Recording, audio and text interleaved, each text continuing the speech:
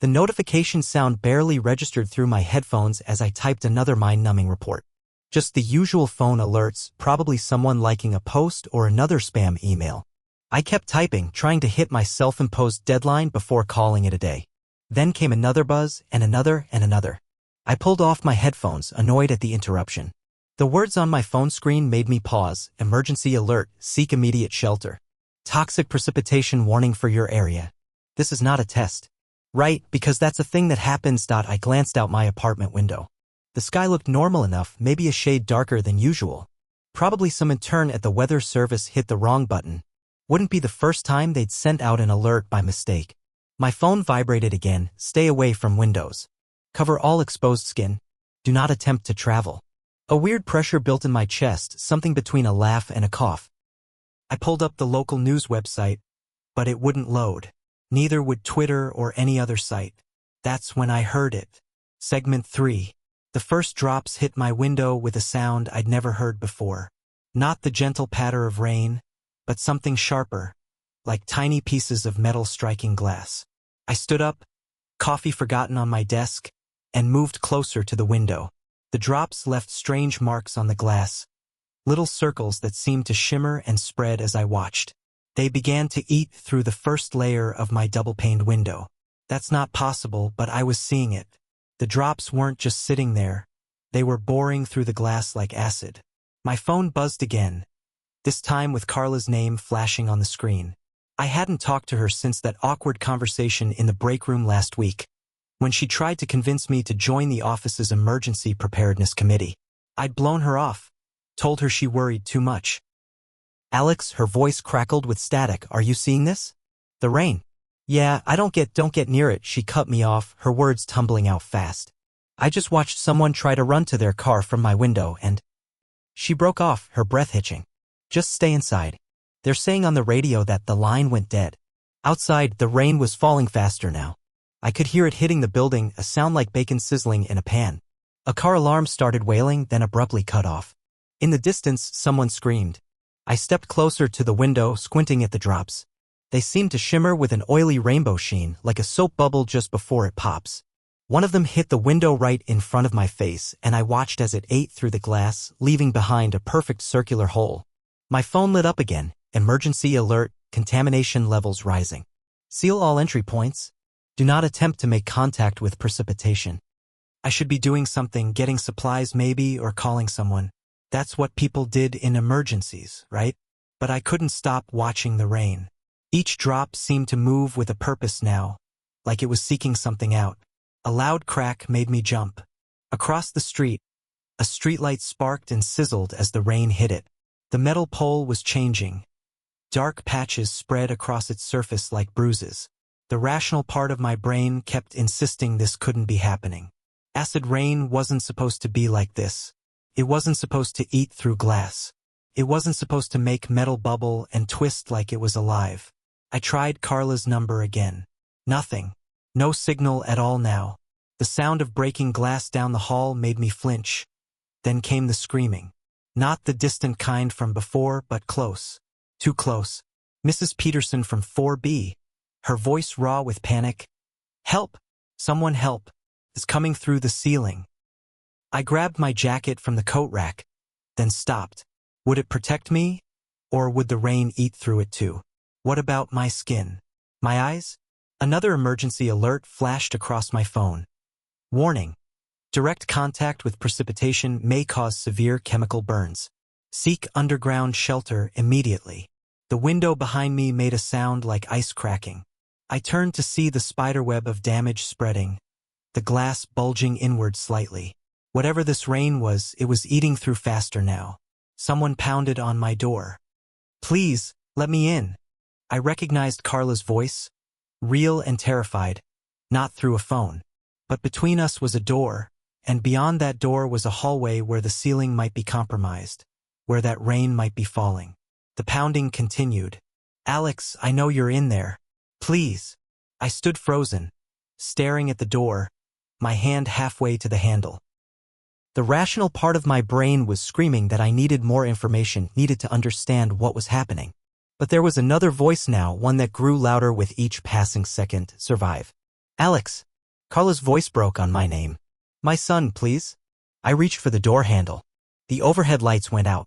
In the sudden darkness, I could hear the rain more clearly. It wasn't just hitting the building anymore, it was eating through it. And somewhere above me, something structural groaned. I threw open the door. Carla stood there clutching her boy to her chest. She must have already been in the building when it started. Her eyes were wide, pupils dilated with fear. Get in, I said, grabbing her arm and pulling them inside. As I slammed the door, I caught a glimpse of the hallway ceiling. Dark spots were spreading across it like cancer caught in time-lapse. Through my living room window, I could see more people running now. Some were screaming, others just ran in silence, their clothes smoking where the rain had touched them. A few weren't running at all, they just stood there, faces turned up to the sky as if welcoming whatever was falling from above. I locked the door, adding the deadbolt for good measure. Not that it would help against rain that ate through glass and metal, but the action felt necessary. Normal. Like this was just another day where locks meant safety. The window in my living room cracked, a sharp gunshot sound that made us all jump. The spiderweb pattern was complete now, and in the center, the glass had thinned to almost nothing. My phone lit up one final time. Warning, precipitation showing signs of electrical conductivity. Stay away from metal objects. Further instructions to follow. Then the screen went black.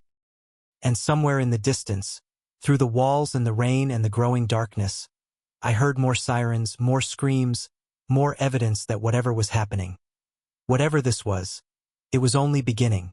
The burn on my hand wasn't bad. Just a small red mark where a stray drop had hit me through the window. Probably psychosomatic, had to be. I'd read about that once, how the mind could make you feel pain if you expected it. Alex. Carla's voice pulled my attention from my hand. She'd settled her son on my couch, wrapping him in a throw blanket I'd forgotten I owned. Look at this. She held up her phone. A video played, shot from someone's apartment window. The streetlight I'd seen earlier wasn't the only thing changing. Cars parked along the street were transforming. The metal rippled like water, dark patches spreading across their surfaces. One vehicle's hood collapsed inward as if being digested. That's not possible, I muttered, but my hand throbbed harder as I said it. A sound from outside made us both freeze. Not screaming this time, laughing. High-pitched, hysterical laughter that echoed off the buildings. I moved to the window, careful to stay back from the spreading web of corruption in the glass. A woman stood in the middle of the street, arms spread wide, face turned up to the sky. The rain hit her, and where it touched, her skin changed. But she kept laughing. Don't look, Carla whispered, pulling me back. Please don't look. But I couldn't stop looking. The woman's skin had taken on a strange translucent quality where the rain hit, like wax paper held up to light. And something underneath was moving. My phone buzzed again, the emergency alert system still working somehow. Warning. Psychological effects reported. Avoid prolonged exposure to precipitation sound. What does that mean? Carla asked, her voice tight. Psychological effects? The woman outside was still laughing, but the sound had changed. Deeper now. Wrong. Like the noise was coming from something else, just using her mouth to get out. I looked down at my hand again. The small red mark had spread. The skin around it beginning to show that same waxy translucence. And underneath. It's moving, I whispered. Under the skin, it's... The lights flickered, then stabilized. But in that moment of darkness, I saw something that made my stomach lurch. The woman outside, her eyes were glowing. A soft, pearlescent sheen that shouldn't have been visible at this distance.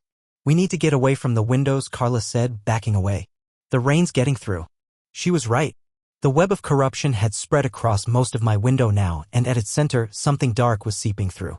Each drop that made it inside left a small burn mark on my hardwood floor. More laughter from outside, different voices now joining the first. A chorus of hysteria. Alex, Carla whispered, look at the people. I shouldn't have looked, but I did. They were gathering in the street now, more people, all standing in the rain, all laughing, all changing. Their skin had that same translucent quality, but worse now. More advanced. I could see things moving underneath, patterns shifting like oil on water. And their eyes. All of them had that glow. My hand spasmed. The patch of altered skin had spread past my wrist now, creeping up my arm. The strange patterns underneath were becoming more distinct, more organized. Like they were forming something. Your eyes, Carla gasped, backing away from me. They're starting to. I caught my reflection in a picture frame. She was right. A faint sheen had begun to develop around my pupils, the same glow I'd seen in the people outside. The laughter outside grew louder, closer, as if they knew. It's not just hurting us, I said, my voice sounding strange in my ears. It's changing us. All of us. Carla's son whimpered from the couch, and we both turned to look at him. He was pointing at something behind us. Through the deteriorating window, I could see them all staring up at my apartment now. Every glowing eye fixed on us. Every translucent face split in that same horrible grin. And deep in my mind, in a place I didn't want to acknowledge, I felt an urge to smile back. The lights flickered again, and this time they didn't come back on. In the darkness, the glow from outside became stronger, brighter, like stars arranged in a pattern I almost recognized. They're coming inside, Carla's son whispered. The sound of footsteps in the hallway, slow, deliberate, accompanied by that endless, shifting laughter. And somewhere deep in my changed flesh, something answered with a laugh of its own. We can't stay here, I said, pulling my eyes away from the spreading corruption on my arm. The veins beneath the translucent skin pulsed with an unnatural rhythm. The building's compromised. Carla clutched her son tighter. But outside, they're out there. The laughter in the hallway grew closer, different voices now, but all sharing that same wrong quality, like the sound was being pushed through machinery instead of human throats. I grabbed my thickest jacket from the closet. Here, I said, throwing Carla my rain jacket. For your son. We'll have to run for it. The community center, she whispered, wrapping her boy in the waterproof material. It's built like a bunker. Concrete walls, metal shutters. Metal that can melt, I cut in. But we both knew we didn't have a choice. A sound from above made us both freeze, like something heavy being dragged across the ceiling. No, not dragged. Flowing. The rain's eaten through to the upper floor, I said, grabbing my keys. Now, before we can't. The hallway was darker than it should have been, even with the power out. The emergency lights were dead, their metal casings twisted into abstract sculptures. Water dripped from the ceiling in steady streams, eating holes through the carpet. The laughter echoed from both ends of the hall now. We moved quickly, keeping close to the walls. Each step had to be careful, the floor wasn't stable anymore. The rain had created holes, revealing the wooden supports beneath. Some of them were already starting to rot. Don't look at them, Carla whispered as we reached the stairwell. Whatever happens, don't look at their eyes. The door creaked open, revealing 3 figures on the landing below. They stood perfectly still, faces upturned, skin like frosted glass. Through their translucent flesh, I could see patterns moving, forming and reforming into shapes that hurt to look at. We backed away slowly. Other stairs, I mouthed, pointing down the hall. But as we turned, I saw them, more figures emerging from the apartments.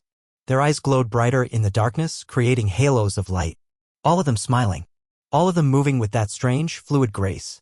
They're hurting us, Carla said, her voice tight with panic. Like animals. The ceiling groaned. A crack appeared, spreading like a spider's web.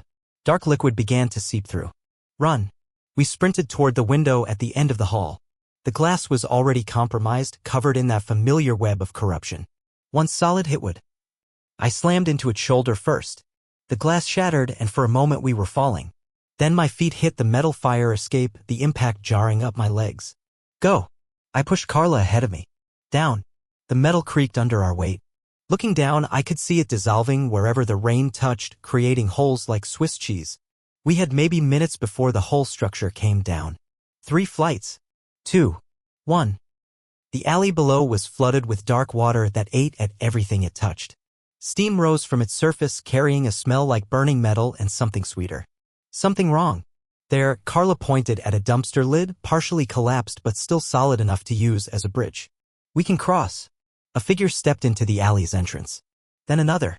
And another. All with that same glassy skin, those same glowing eyes. All smiling. The other way, I said, turning. More figures. We were trapped. The fire escape groaned above us. I could see more of them leaning out the broken window, staring down with those star-bright eyes. Not trying to follow. Just watching. Waiting. They want us to jump, Carla whispered. They want us in the water. I looked at my arm, at the patterns swimming beneath my transformed skin. Soon I'd be like them. We all would. The fire escape shuddered. Trust me? I asked, grabbing her free hand.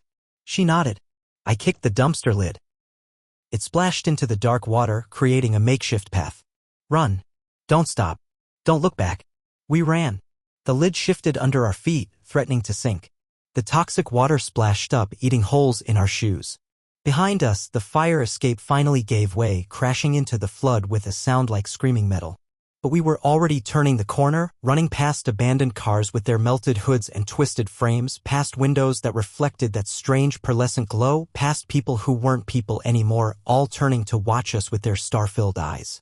The community center loomed ahead, its concrete walls promising safety. But as we got closer, I could see dark stains spreading across its surface where the rain hit. Even concrete wasn't immune. And in every window, more of those glowing eyes. Watching. Waiting. Smiling. Alex, Carla said, her voice strange. I can feel it in my head. They're calling us. I could feel it too, eh? A pull, a whisper, a promise that everything would make sense if we just stopped running. Just looked up. Just let the rain in. Don't listen, I said, but my voice had that wrong quality now, that mechanical undertone. We're almost. The rain intensified, and with it came the laughter. Not from any particular direction. From everywhere. From inside my own head. We reached the community center's doors, but I already knew what we'd find. They were waiting for us. The community center doors were locked. Of course they were locked. I pulled harder, metal handles slick with rain, watching it slowly deform under my grip. There has to be another way in, Carla said, clutching her son closer. The rain jacket I'd given him was beginning to smoke where the drops hit it. It wouldn't protect him much longer. A flash of movement caught my eye as someone inside ducking away from the window. They were in there. Living people. Real people. Not like the glassy-skinned figures still watching us from the street. I pressed my face against the glass. Let us in. We're still human. Are we? Carla's voice had taken on that strange, metallic quality. Look at your hands, Alex. I didn't want to, but I did. The translucent patches had spread past my elbows now. Beneath the skin, patterns swirled like oil on water, forming shapes that seemed almost meaningful. Almost readable. Something slammed against the other side of the door. I jumped back. A face appeared in the window, normal human eyes, wide with fear. How do we know? The man shouted through the glass. How do we know you're not like them? My son, Carla pressed the boy against the window. Please, he hasn't been touched by it yet. The man hesitated. Behind him, shadows moved, other survivors, arguing in hushed voices. The rain grew heavier. We don't have time for this, I said, looking around desperately. My eyes were starting to change. I could see better in the darkness now. There has to be. The loading dock, Carla cut in. A roundback. They use it for food deliveries during community events. We ran, splashing through puddles of water that ate at our shoes. The transformed people watched us go, their laughter following us like a wave. They didn't try to stop us. They didn't have to. The loading dock was higher up, protected by an overhang. The metal door was locked, but the rain had already weakened it, creating holes in the surface. Help me, I said, grabbing the edge of one hole. The metal was soft, almost organic under my fingers. We pulled, the material tearing like wet paper. Behind us, the laughter grew closer. They're coming, Carla's son whispered, the first words he'd spoken since this began. The hole was big enough now. I helped Carla and her son through first, then pulled myself up just as the first of our pursuers rounded the corner. Inside was dark, but I could see everything clearly now. Too clearly. Storage rooms lined the hallway filled with tables and chairs. A kitchen at the end, its metal surfaces already beginning to warp from rain that had found its way inside. And people. Real people hiding in the shadows. I could smell their fear. Stop there, a voice called out. A security guard emerged from one of the rooms, pointing a gun at us with shaking hands. Don't come any closer. We're not. I started to say, but caught my reflection in a window. My eyes glowed like theirs now. Patterns shifted beneath my skin. Please, Carla said, pushing her son forward. Not him. He's clean. He's still human. The guard's eyes moved between us, gun wavering. The boy can come. You too, you're already changing. He was right. I could feel it spreading through me, rewriting something deeper than flesh. Thoughts that weren't mine flickered through my head. Images of rain and transformation and a vast, endless pattern. A crash from behind us. They were breaking through the door. You don't understand, I said, my voice distorting. They're not trying to get in. They're hurting us, driving us somewhere. We're not safe here. The guard's eyes widened. Behind him, the other survivors pressed back against the walls. Metal screamed as the loading dock door tore open completely. Take him! Carla suddenly thrust her son toward the guard. Run. Hide. Don't let them. She broke off, doubling over. The patterns under her skin were moving faster now, forming and reforming. I could almost understand what they meant. The guard grabbed the boy and backed away as the first of our pursuers entered. Their glassy skin glowed from within now, illuminating the hallway with shifting patterns of light. The rain, one of them said in a voice like grinding metal. The rain shows us the way. I wanted to run, to fight, to do something. But the patterns were in my head now, showing me things. Terrible, beautiful things. The guard turned and ran, taking Carla's son with him. Other survivors scattered, fleeing deeper into the building. But I knew it wouldn't matter. The rain was eating through the roof now. Soon there would be nowhere left to hide. Carla grabbed my hand. Her skin felt like mine now, too smooth, too cold. Alex, she whispered, her voice barely human. I can see it now. Can you see it too? I could. The pattern. The purpose. The plan. And somewhere above us, through the dissolving ceiling, the rain kept falling, waiting to show us all. The rain stopped 3 days ago. The silence that followed was worse than the screaming had been.